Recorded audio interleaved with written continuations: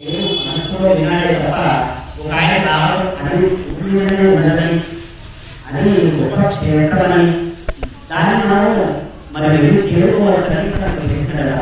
ఆ విధంగా తీసుకుని అరుణాచలం ఎలాగైనా వెళ్ళాలని తన మనసులో మొదట సవరణ అవసరం వలన బాల్యంలోనే మరి ఆత్మపరిశోధనకై ఆత్మాన్వేషణకై కారణంగా ఆయన సుబ్రహ్మణ్య స్వామి అవతారం, శంభుడి అవతారం, అధికారిక గురువు కూడా. అధికారికంగా శివుడికే గురు సుబ్రహ్మణ్య స్వామి, శివుడే అనేది గురువు అయితే శివుడికే గురు సుబ్రహ్మణ్య స్వామి. అటువంటి సుబ్రహ్మణ్య స్వామి కారణంగా అవతరించి భూమి మీద నడయాలని సమయంలో మనం జీవించుకున్నాం. ఇప్పుడు 145 వస్తాం. ఆయన 145 సంవత్సరాలు ఎప్పుడూ మైపడుకొని ప్రవచనాలు. ఎప్పుడైనా అరుణాచలం వెళ్తే రమణాశ్రమం అనే ఆశ్రమం ఉంటుంది. ఆశ్రమం ఆ యొక్క అరుణాచలం కొండకి పాదభాగంలో ఉంటుంది. అక్కడ ఆ రమణ మహర్షి ఆశ్రమంలో శాంతి కేంద్రంగా, ప్రపంచ దేశాలకి శాంతి క్షేత్రంగా అది విలసిస్తున్నది. ఎక్కడెక్కడో ఇంగ్లీష్ వాళ్ళు వచ్చి అక్కడ వదులుతూ ఉన్నారు.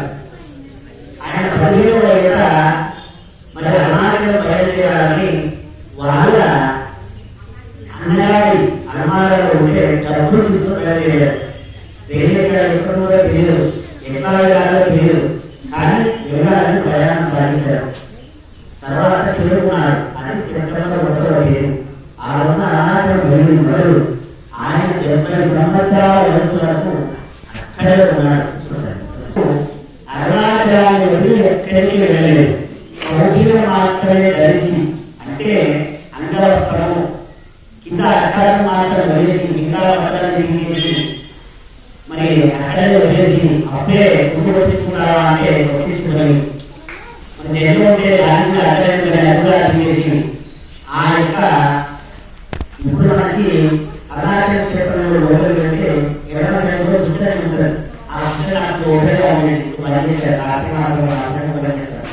ఆ చిత్రంలో రామారించి కొడుకు వచ్చాడని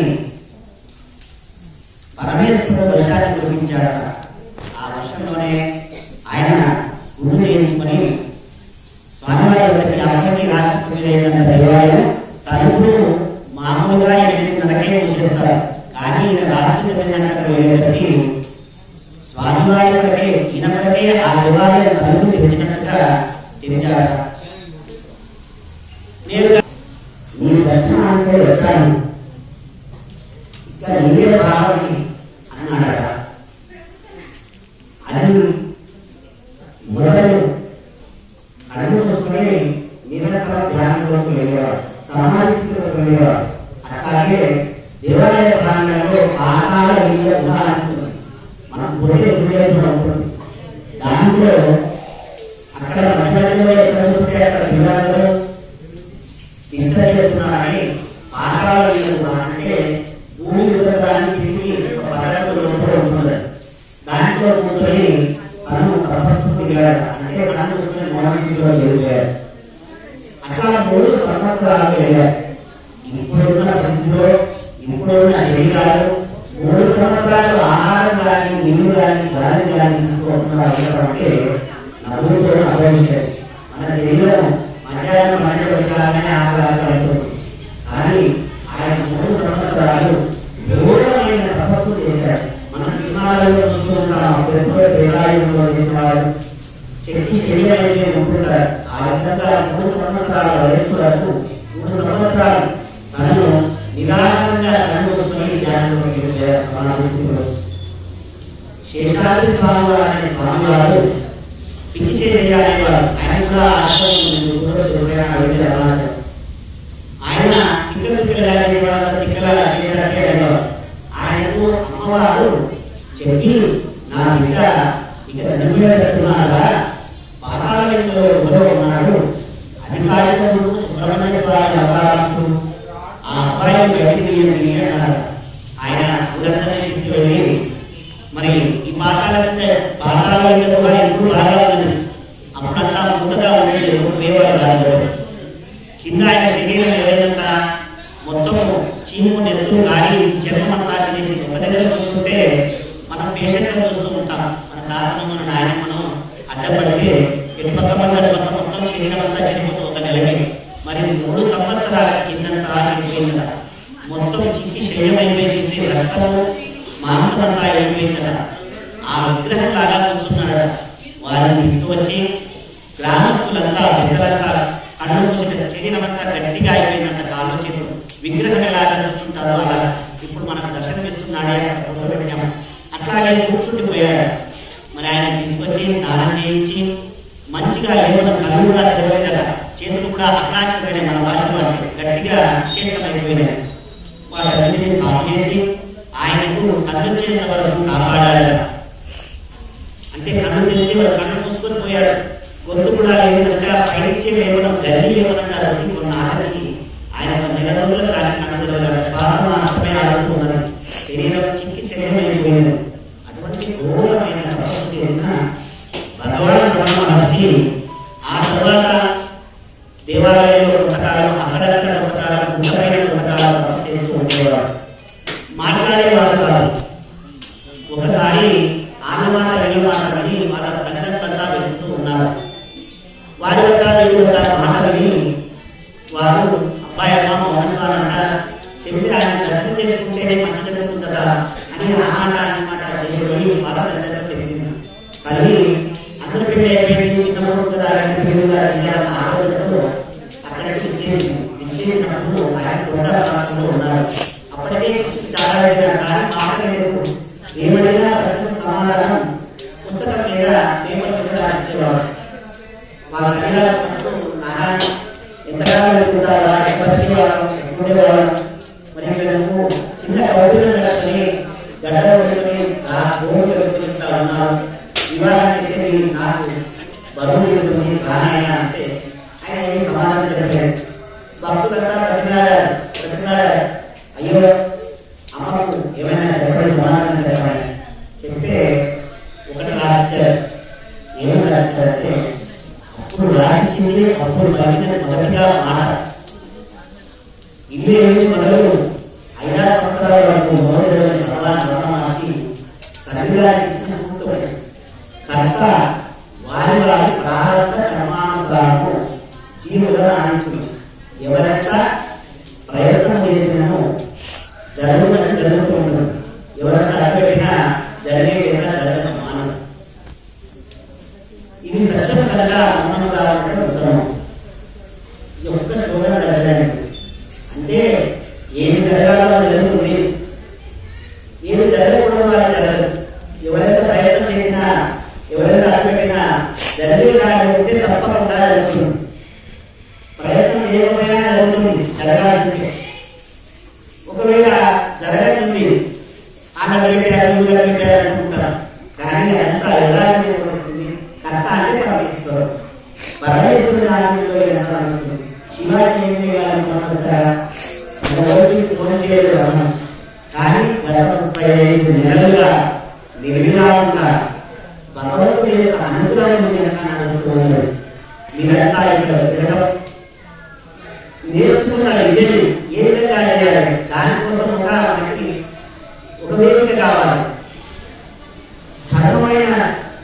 ధర్మాన్ని, మన భక్తిని, మన సంస్కారాన్ని, మన సాంప్రదాయాలను, మన ఆచారాలను తెలుసుకునే ప్రయత్నం చేయాలంటే భగవాన్ రమణ మహర్షి గురించి కానీ అరుణాచల శివుడి గురించి కానీ తెలుసుకున్న వాళ్ళకి ఒక వేదిక కావాలి.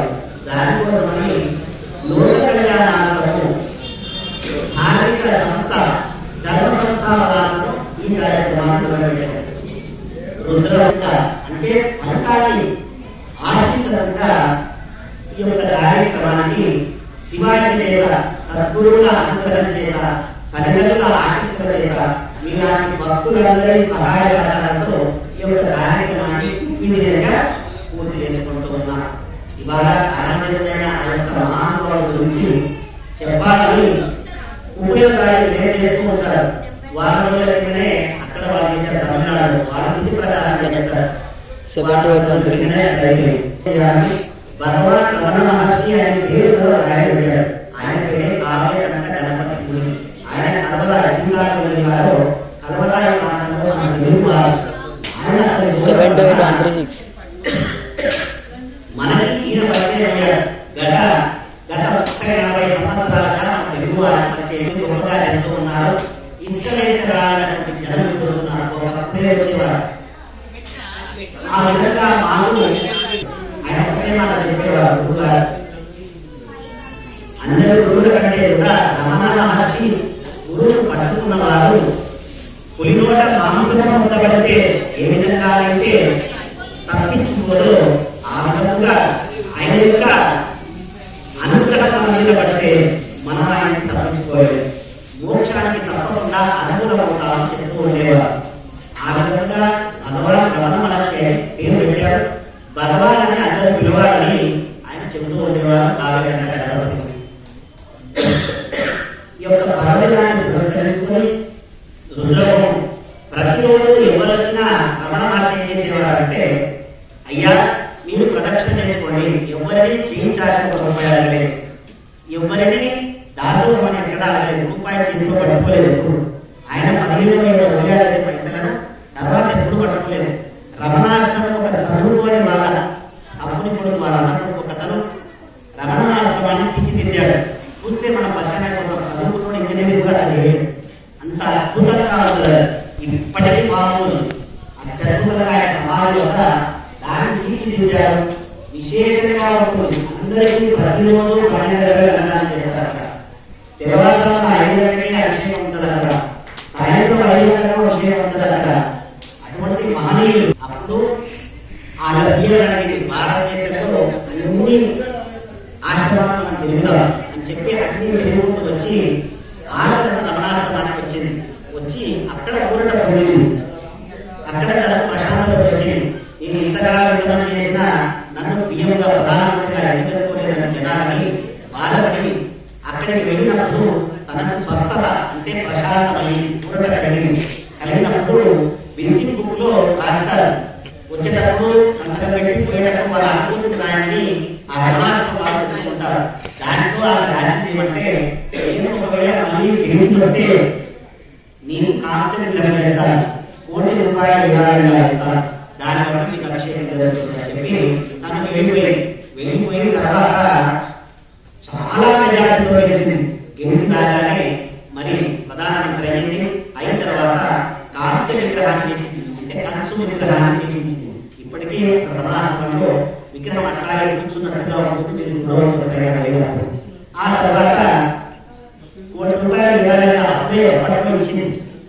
ఆ యొక్క వ్యక్తితోనే రోజు అభిషేకం చేస్తారు స్వామి. ఇది రమణ మహర్షి యొక్క చరిత్ర.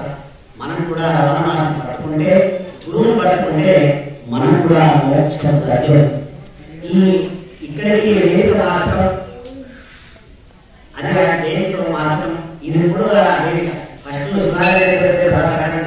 ఇప్పుడు వెనకాలకి రమణ మహర్షి, ఇది శ్రీరామచంద్రుడు. మీకు అర్థమైతే శక్తి అరుణాచలంలో ప్రదర్శనలో ఉన్నాం. ఇక్కడ అరుణాచలేశ్వరుడు, ఈ అరుణాచలేశ్వరుడు కథను అక్కడ తీసుకొచ్చాం. శివాలయం రామాలయం ఉంది కదా. ప్రపంచంలో ఏ శివుడికి పూర్తిగా ఆభరణాలు వేసి అలంకారం లేదు. అరుణాచలేశ్వరుడు ఒకటి ఆభరణాలు వేసి అలంకారం చేస్తారు. మీరు చూడాలి. ఇవి తీసుకొచ్చి ఇక్కడ వెళ్ళడం జరిగింది. అరుణాచలేశ్వర భగవాన్ శ్రీ హనుమత్ మహారాజుకి, రామచంద్ర మహారాజుకి, హనుమాన్